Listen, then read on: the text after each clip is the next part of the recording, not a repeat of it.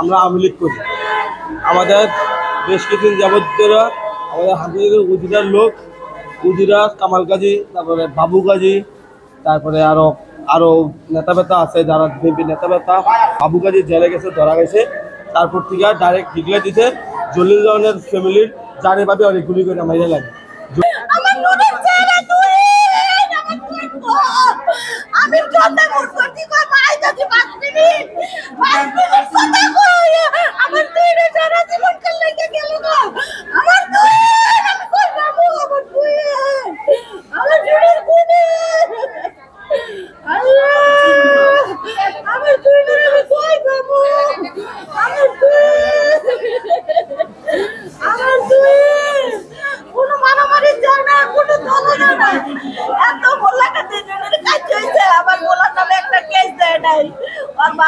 রাজনীতি করা হয় কিন্তু চায় না।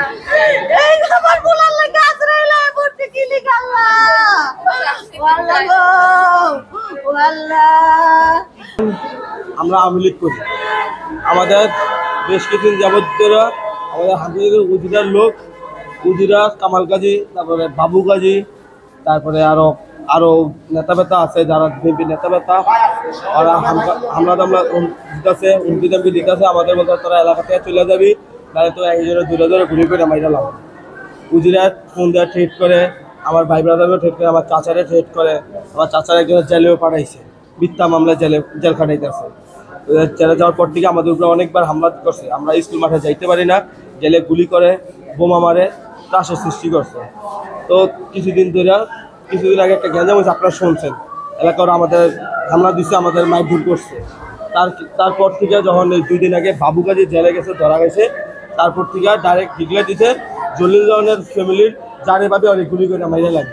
জলিল জন হইল আমার দাদার নাম। আমার মানে মোট কথা আমাদের ফ্যামিলির জানে ভাবে গুলি করে মাইরে নেব। উজিরা আর কামালের দুজনে হুকুম দিচ্ছে।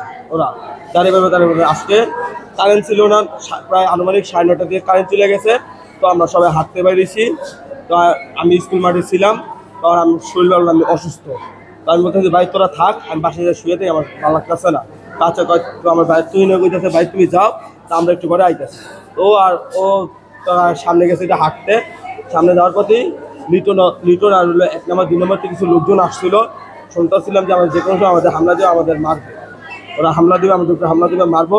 1 নম্বর 2 নম্বরতে লোকজন এনে রাখছে ওরা।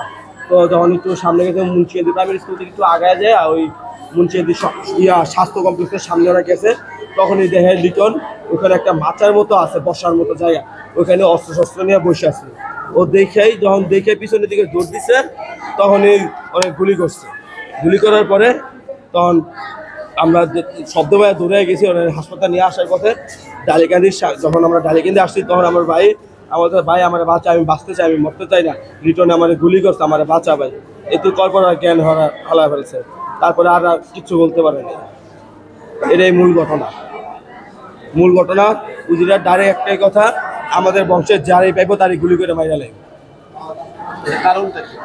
কারণ আমরা আওয়ামী লীগ করি, ওই বিএনপির নেতা। এই জন্য আওয়ামী লীগের বংশ নির্বংশ করে ফেলাইবো, আমাদের বংশের কারণে রাখবো না, যারাই পাইবো তারই গুলি করে মাইল। তাই আমার বাইরে গুলি করে মাইরা ফেলাইছে। ওনাকে আমরা এখানে আমাদের সদর হাসপাতালে 10:30টার সময় আনা হয়, এবং আমরা পাওয়ার পরে তার সবকিছু পরীক্ষা করে আমরা নিশ্চিত হই কি যে ওনাকে এখানে আনার অনেক আগেই মৃত্যুবরণ করেছে। শরীরে কি আঘাতের চিহ্ন পাওয়া গেছে? শরীরে আমরা বাহ্যিকভাবে কিছু আঘাতের চিহ্ন পেয়েছি। আমরা প্রাথমিকভাবে ধারণা করছি যে এটা গুলির চিহ্ন, তবে তার মৃত্যুর প্রকৃত কারণ পোস্টমর্টমের পরে আমরা জানতে পারব। মুন্সিগঞ্জ সদর থানাধীন বেহেরকান্দি এলাকায় তুহিন দেওয়ান নামক একজন ব্যক্তি গুলিবিদ্ধ হয়ে মৃত্যুবরণ করেছে। আমরা খবর পেয়ে হাসপাতালে এসেছিলাম, ঘটনার সত্যতা পেয়েছি। এখন কারা এই ঘটনাটি ঘটিয়েছে তাদের অনুসন্ধান করছি এবং তাদের বিরুদ্ধে আইনগত ব্যবস্থা গ্রহণ প্রক্রিয়াধীন। ঘটনা মাত্র ঘটেছে, আমরা এটা নিয়ে তদন্ত শুরু করেছি, তদন্ত করে বিস্তারিত বলা যাবে। সুরাতহাল প্রক্রিয়াধীন রয়েছে, এরপর ময়না তদন্ত হবে। গুলির চিহ্নের মতো কিছু দেখতে পেয়েছি, পোস্টমর্টেম রিপোর্ট পেলে আমরা বিস্তারিত বলতে পারবো প্রকৃতপক্ষে কি ঘটনা ঘটেছে এবং কিভাবে তার মৃত্যু হয়েছে। আমরা খোঁজ খবর রাখছি, সেখানে এখন পর্যন্ত বড় কোনো ঝামেলা নেই। তবে যেহেতু একজন ব্যক্তি মৃত্যুবরণ করেছে, এলাকায় কিছুটা উত্তেজনা রয়েছে, যাতে সেই উত্তেজনা ছড়িয়ে না পড়ে সেজন্য আমরা কাজ করছি।